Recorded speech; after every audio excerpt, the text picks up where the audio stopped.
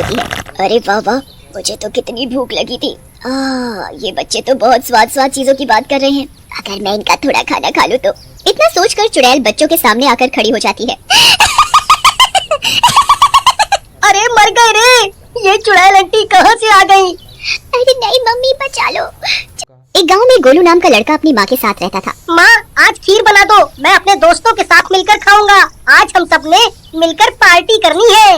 गोलू के कहने पर मीरा खीर बना देती है और गोलू उसे लेकर अपने 2 और दोस्तों के साथ जाता है। अरे गोलू, तुम क्या लाए हो? अरे पहले चलो तो बताता हूँ, पीछे वाली पहाड़ी पे चलते हैं, वहाँ कोई नहीं आएगा। मजे से खाएंगे पिएंगे और नाचेंगे। फिर सब बच्चे मिलकर गांव के पीछे वाली पहाड़ी पर जाते हैं। यहाँ बैठ जाते हैं। चलो अब खोलो, क्या क्या लाए हो सब? मैं तो खीर लाया हूँ, ये देखो। और मैं गर्मा गर्म गुलाब जामुन। सही है, क्योंकि मैं तो कचौरियाँ लाया हूँ। कुछ नमकीन भी तो होना चाहिए ना। वाह वाह, मजा आ जाएगा। चलो खोलो फिर अपना अपना पिटारा। उनकी ये सब बातें वहीं बैठी चुड़ैल सुन रही होती है। अरे वाह वाह, मुझे तो कितनी भूख लगी थी। ये बच्चे तो बहुत स्वाद स्वाद चीजों की बात कर रहे हैं। अगर मैं इनका थोड़ा खाना खा लूं तो।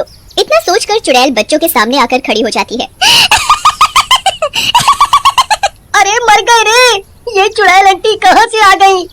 अरे नहीं मम्मी, बचा लो। चुड़ैल। अरे अब हम क्या करें? पार्टी शुरू होने से पहले ही खत्म हो गई। तुम लोग डरो नहीं, मैं तुम्हें नहीं खाऊंगी, लेकिन मेरी एक शर्त है। मुझे बहुत भूख लगी है। इतनी बढ़िया चीजें खाए बहुत समय हो गया है। मुझे भी ये मिठाइयाँ और कचौरियाँ खानी है। अरे नहीं नहीं, मैं अपनी कचौरियाँ नहीं दूंगा। भागो रे भागो, अपनी जान बचाकर भागो। सही कहा, मैं भी नहीं दूंगी। इतना बोलकर दोनों अपना सामान उठाकर अपने घर की ओर भाग जाते हैं, लेकिन गोलू वहीं खड़ा रहता है। अरे भाग गए, कोई बात नहीं लड़के, तू तो है। मैं तुझे ये खीर यहाँ से ले जाने नहीं दूंगी। अरे आंटी, मैं नहीं भागूंगा, आप मेरी खीर खा लो। क्या कहा? तू तो बहुत बहादुर लगता है। मेरी माँ कहती है कि अगर कोई भूखा हो और अगर तुम उसे खाना खिला सको तो खिला देना चाहिए। ये लो खीर खा लो। चुड़ैल पूरी खीर खा जाती है।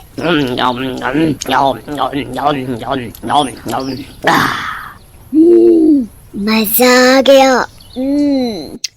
वाह वाह, क्या स्वाद खीर है। तू तो बहुत अच्छा लड़का लगता है। मैं इसके बदले में तुझे कुछ देना चाहती हूँ। बता, तुझे क्या चाहिए? कुछ नहीं, बस अपनी माँ को खुश रखना चाहता हूँ। माँ पूरे दिन अकेले काम करती है, तब जाकर हमें खाना मिल पाता है। फिर भी मेरी माँ जो भी मैं मांगता हूँ वो लाकर देती है। ठीक है, तो मैं तुझे ये सुनहरा बर्तन देती हूँ। तू जो भी खाना चाहेगा इस बर्तन को बोल देना, ये बर्तन तुझे वही देगा। अच्छा, तो तुमने इसे इस्तेमाल क्यों नहीं किया? मैं इसे खुद के लिए इस्तेमाल नहीं कर सकती, मुझे श्राप मिला था। लेकिन ऐसा कैसे हो सकता है? मैं एक बार कुछ मंगवाऊं? हाँ हाँ, क्यों नहीं। बर्तन बर्तन, मुझे खीर खानी है, मुझे खीर दो। जैसे गोलू ऐसे बोलता है, बर्तन खीर से भर जाती है। गोलू खुश होकर खीर खा लेता है। वाह वाह वाह वाह, मजा आ गया। अब मेरी माँ को काम करने की कोई जरूरत नहीं। अब मैं चलता हूँ। ठीक है। गोलू अपने घर जाता है और अपनी माँ को सारी बात बताता है, जिसे सुनकर मीरा डर जाती है। क्या? चुड़ैल? नहीं नहीं, ऐसा नहीं होता, फेंक दो इस बर्तन को। अरे माँ, कुछ नहीं होगा। देखो, अच्छा बताओ क्या खाओगी तुम? ओहो माँ, अच्छा आज रात के खाने में कुछ बढ़िया खाते हैं। बर्तन बर्तन, मुझे मटर पनीर खाना है, मुझे मटर। गोलू के ऐसे बोलते ही बर्तन में मटर पनीर की सब्जी आ जाती है। देखा माँ।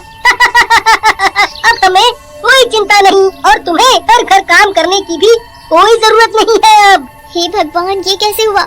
जरूर जहरीला खाना होगा ये। गोलू से खाकर दिखाता है तो मीरा खुश हो जाती है। अरे वाह, ये तो सच में कमाल का बर्तन है, इससे तो हम गरीबों को भी खाना खिला सकते हैं। हाँ माँ। उनकी ये बातें बाहर खड़ी सविता खिड़की से सुन लेती है।